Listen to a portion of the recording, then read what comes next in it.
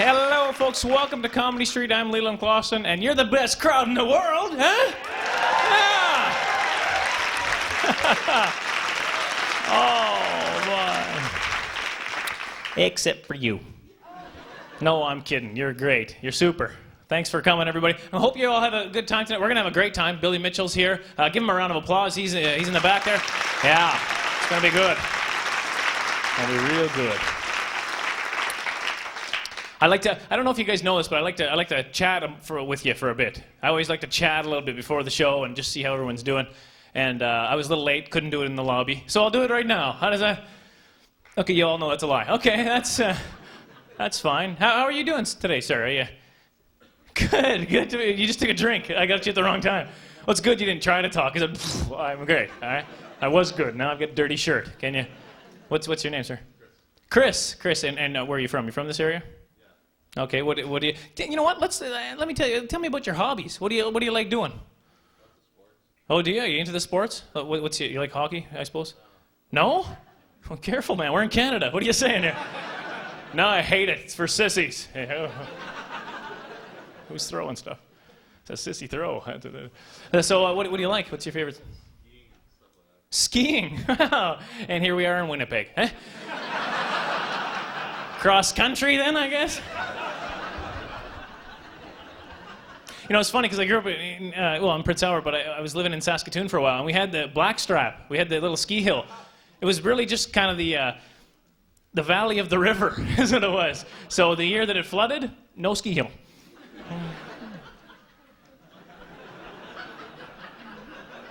It's terrible. Do you do the downhill, though? Where do you usually go to? Oh, Calgary. Right. Oh, like further over, you mean? Like Banff? Not Calgary. I can see the mountains, but I'm still... What's that? Oh, that's right. Olympic Park, right. Oh, that's like downhill ski. I mean, that's like ski jumping. Do you do that? You don't do that. That's crazy. Ski jumping. They had, Eddie the Eagle or something like that? He was just a guy who was, like, that's funny. He made it to the Olympics because he was like, yeah, I'm not scared of doing it. I'll do it. All right, come on aboard. Let's go. Start jumping. Folks, you're a super crowd. You're in for a real treat here. This guy is, you know what? I love watching this guy work because he is just incredible. He'll tear this whole room apart, which is a good thing in comedy. Folks, put your hands together for the one, the only, Billy Mitchell.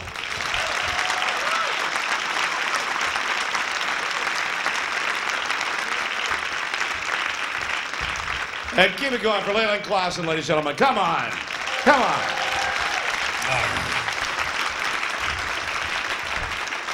Doesn't he kind of look like Tom Cruise would look if he could see over a coffee table? Huh? Doesn't he? Because you know that all those Hollywood stars, they're all like about the size of the average house cat. You know, they're just... It's all the big screen makes them look tall. Hello, Tom. Nice to have you here on the show tonight. There we go. They talk like munchkins, and they just slow it down. They fix it in post. It's an illusion. Oh, it's nice to be here tonight. It's nice to hear B tonight. Okay, let's try that again. Hey, you have to pardon me. I'm a little fatigued, and I'm getting old. And, oh, yeah, you know how old I am? I caught myself the other day looking at a minivan thinking, say, that does look practical. And I feel like I'm looking kind of disheveled tonight, which is disappointing because I always like to look shoveled. And it's one of those weird quirks of the English language, isn't it? It's like, oh, yes, he's very rueful. Never mind. But yes, so we flew out here today, got out here, flew out from Vancouver. That's where I'm from, so that's hence the reason for flying out from there. But they splurged. They got us the no-frills airfare on the no-frills flight. And silly me, forgot to bring a folding chair. So... hanging from the webbing like some SWAT team. Glad I watched Spider-Man. And I don't know, some of the frills you can, I mean, like, I don't really need a meal on flight. You know, I can pack a sandwich and that. But when they get to the emergency announcement, it's like, ladies and gentlemen, in case of an emergency cabin decompression, oxygen will be available for $3 for individuals and $7 for the family size. Or an oxygen mask will pop down. Pass it around, please. But they splurged on the hotel. I mean, I mean, it's not nice. It's super. And you can tell it's a nice hotel, too, because you get in the bathroom, they actually have a shower head that works. So I've stayed in cheap hotels, and there's only two kinds of shower heads that you get in a cheap hotel. You either have the 400 pounds per square inch riot control nozzle. You've had these, right? You turn it on, it pins you against the wall. Feels great on the back and shoulders. Turn around wrong and it removes a nipple.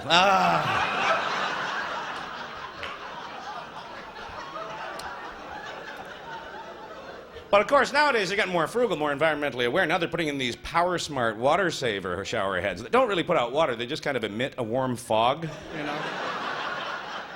And there for about 45 minutes, my gosh, I'm nearly humid, you know.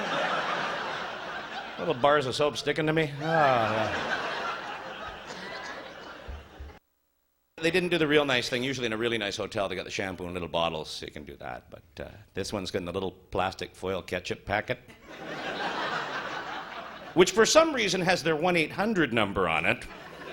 I must tell them how much I enjoy this shampoo. Where's the phone, you know? I can't get the darn thing open because I'm all soapy, so I did that thing that you do with a ketchup packet. And great big mouthful of Pert Plus. Oh. But my teeth are shiny and manageable now, so it's...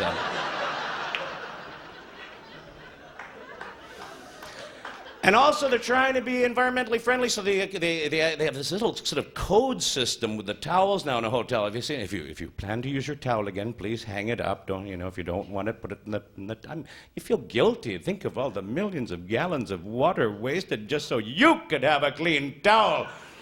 You know, try to dry myself with the face cloth. Oh, just. On checking out, if they're dry, fold them up, put them back up there again. You know, nobody will know. You know. If you don't want your bed linen changed, just turn the sheet down a little bit, you know. If we come in the room, we find them all tied together leaning out the window, this means you've checked out and decided not to pay, you know. Oh, that's the other thing they had in this hotel, too. They have complimentary turn-down service. This is where they actually, you know, you can phone down the front desk and somebody, for free, will come up to your room and turn down the comforter for you. A lot of hotels charging for that these days. A lot of people needing that service. Like, oh, I'm so tired, but the duvet's in the way.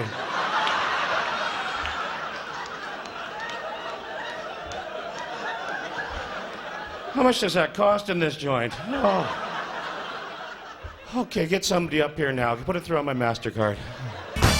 I recently got rid of our car, or my car. Well, I recently got rid of our car. Yeah, I got rid of my wife's car. That would be a good one, no. But my wife made me get rid of my car. I had a 1979 Honda Accordion.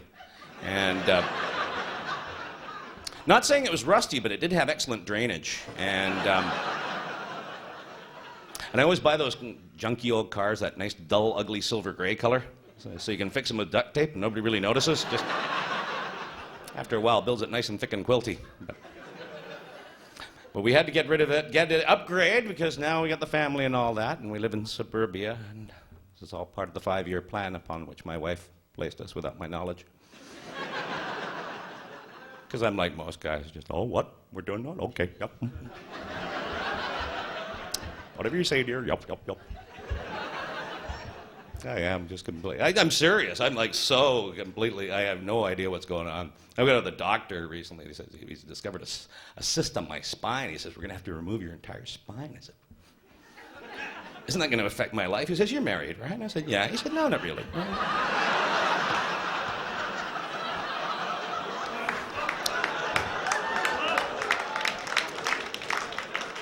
Shouldn't change much at all for you. I'm serious. I can't make decisions anymore. I can't even decide on what to wear. You know, my wife puts a little Garanimals tag so I can match them up, you know. But otherwise, I go on the road, I get in the hotel, I'm like, get dressed, wandering around the hallway looking for the maid. Does this go with these? Because I have no idea. And they're all clued in, and they're like, you're not going out like that, are you? Back I go. My wife buys all my clothes for me. She brought me these great pants a few weeks ago. They're wrinkle-proof and stain-resistant, so I have no idea when they're dirty.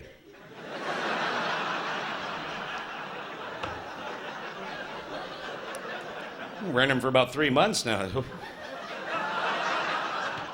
Something stinks in here. I think I need aromatherapy. That's what it is. But she got me these other pants, too. They're great, because they're not just trousers. These ones are funky, like the kids are wearing these days. They're the big, baggy cargo pants, and they got zippers around the knees, so that should the weather suddenly change while I'm out in these, I can now just undo the zippers and leave the legs bunched up around my ankles, because I can't get them over my shoes.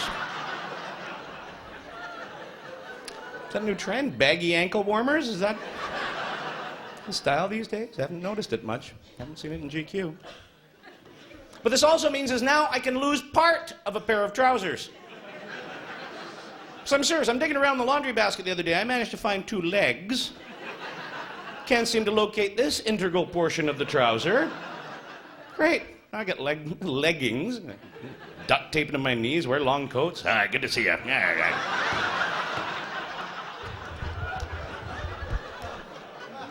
But it's nice to be out here in the prairies, and it's always such a change for us. And it's such a great difference from being from Vancouver. Like, the weather's different. You know, I came out today and it's kind of crisp and chilly. And Vancouver's just different. We just get rain all the time, you know. Like, we don't worry about skin cancer, but mildew is a constant risk. I mean,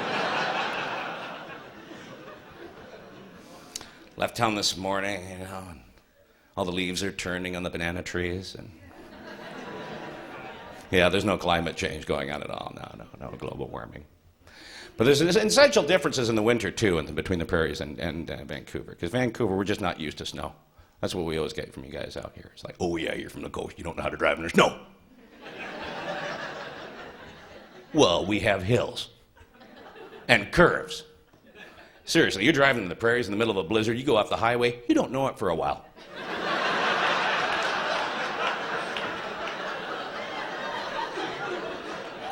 This isn't brought to the front of your attention until you, like, nail a barn. There's a lot of chickens on this highway. Have you noticed that?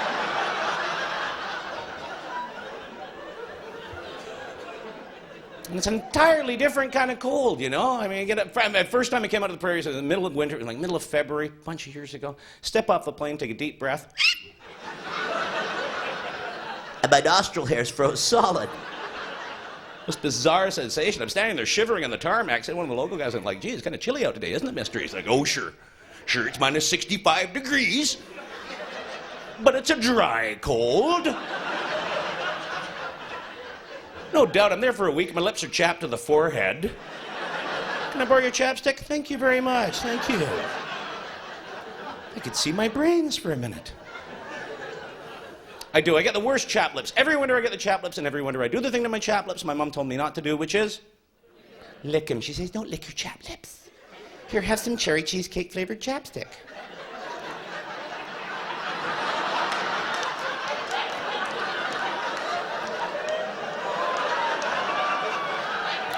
This one's all gone. Can I have another one? I don't need that. I need, like, liver and lima bean flavored chapstick. I know I haven't nicked him in Dave. They're healing up rapidly. Happened to me again last winter. This time I thought I'd be smart. I snuck into my wife's purse, which is an act of bravery. Because I don't know what happens to women after they get married, but it's like a neutron star develops inside the purse, starts sucking all of the matter of the universe in there. Little clutch purse. I'm rooting around. There's like a 3-man tent, inflatable raft, bunch of road flares. Well, those aren't road flares. I'll pop those back in there. Oh, no, it turns out my wife enjoys a good cigar. But I eventually get out of there with her kiwi lime lip balm from the Body Shop. I have no idea why I stand like that when I put it on. And I start thinking about choreography. That Twyla Tharp certainly is talented. But I'm using this goop for about 2 weeks. My lips are falling off like shredded wheat. So I go down to the Body Shop to complain. I slam the stuff down the counter. I say to the girl behind the counter, lip balm made my lip fall off. She looks at me, she goes, oh, you must have an allergic reaction. That's because our products aren't animal tested. Oh, they're flippin' Billy tested, are they? I paid paid for this junk. When's the last time a lab rat scurried in and gave you $20, huh? Go kill a bunny for my pleasure. Oh, don't worry, you can't test chapstick on the bunnies because their lips are already split in the middle.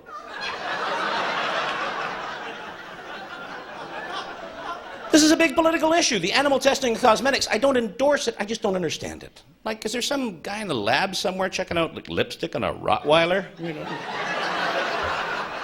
Where the heck do his lips end? Through 3 tubes of this Revlon crud. Because, like I said, I'm getting old. I had my 43rd birthday recently, and just thank you. Congratulations on making it so far. Yes, it's weird. Yeah, start calling the kids these days. That's what happens to me. My hair's going gray. Gone gray. Pardon me. Past tense. I still have hair though. I know some guys lose their hair as they get older. I got the opposite problem. I got the increasing hairline. You guys know about this? The daily dilemma of where to stop shaving. Here's the barometer. You do up your top shirt button, it sticks over the top. You gotta keep shoving it down with your finger. Time to start heading south of the Adam's apple again. And I like to be well groomed. That's why I'm glad Gillette came out with that new triple blade razor, because now when I cut myself thrice. I just run a cheese grater over my face, get this medieval bloodletting session over in a hurry, you know. But I gotta do a little survey. The ladies here in the crowd, how many of you like a man with a hairy chest? Like a hairy-chested fella? How many of you? 3. Okay. How about a hairy back? How about a hairy... Not a 1. It's not fair. It's just a couple of inches between sexy and simian. You know? I don't even think it's back hair. It's just chest hair that grows all the way through. It's like lung floss, you know.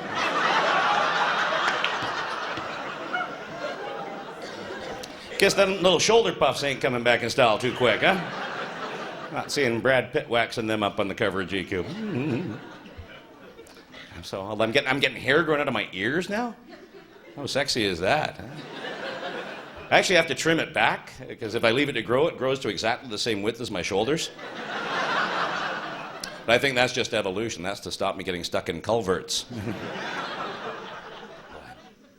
So I was talking about driving in the prairies a little bit, but I should tell you about driving in BC too, because BC is an entirely different place to drive. Come on out there and have some fun with it. You'll understand why we have so many coffee stores. We got roads that are crazy. Like come through the Rockies. Say February. You got roads that are like 75 degrees straight up, 75 degrees straight down. Watch out for falling rock. Watch out for wildlife. Watch out for falling wildlife. Cliff face is so steep, even mountain goats are like, ah! And we got too much wildlife in BC, I'll tell you that much too. We gotta start eating more. No, every blind corner there's a Bambi convention going on in the middle of the road. Then you get up north where they have moose. I had no idea of moose. I'm from Vancouver, you know. We didn't get a lot of them hanging around the malls. Orange Julius, you know. Do you get moose around here? No, not down. You don't get them downtown, you know.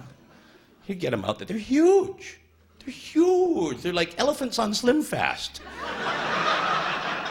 Like God created this 6-ton grass-munching beast and thought, ooh, a half teaspoonful of brains. That'll do you. Run along, you little doggy. And they're dumber than mud. They just hide there at the side of the road, hiding behind like a thistle.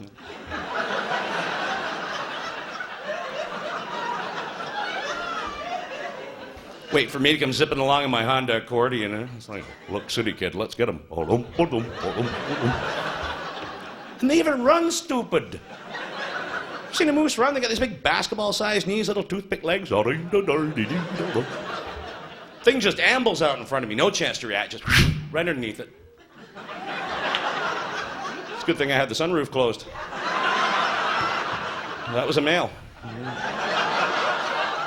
Well, you can tell by the antlers. See, I think the whole problem with the Canadian economy right now is we got into this deal called NAFTA. Anybody aware of this? North American Free Trade Agreement? A free trade agreement between Canada and Mexico. What kind of trade goods do we have that the Mexicans are that interested in? See a couple of guys down in Acapulco. Hey, Manuel, how you like your new fur-lined parka? It's way too hot, man. Really itchy. Flip side of that coin, what are the Mexicans going to try and trade with us? Bottled water? Chad, another Perrier? No thanks, just had a Speedy Gonzalez.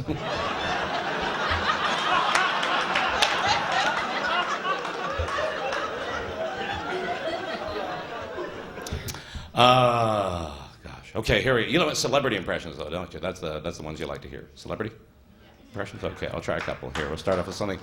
3 of you. Good. The same people who like a hairy-chested fella, evidently.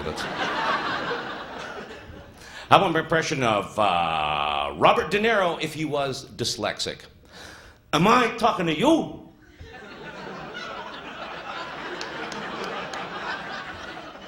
You ever look at Robert De Niro and think he's just had a big spoonful of Buckley's mixture?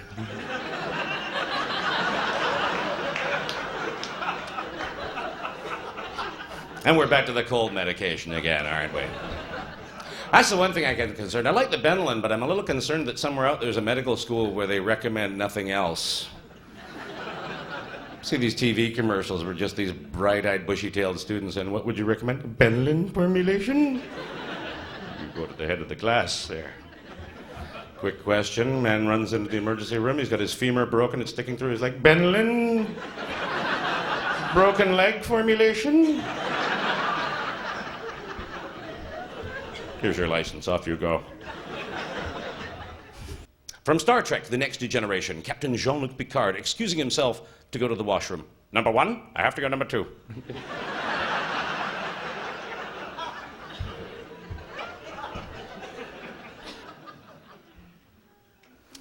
Final impression from, let's see, knighted actor, the late, great Sir Alec Guinness doing his first feminine hygiene commercial. In a recent survey, OB tampons were compared to Tampax and Playtex. And after surveying over 40,000 North American women, OB won. Oh, if I can't leave a crowd in a groan, I can't leave them at all. God bless you, folks. You've been a wonderful audience. Thank you for having me in Winnipeg, and take care. Have a wonderful life.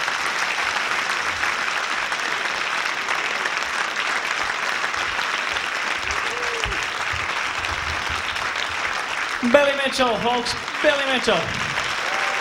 Yeah.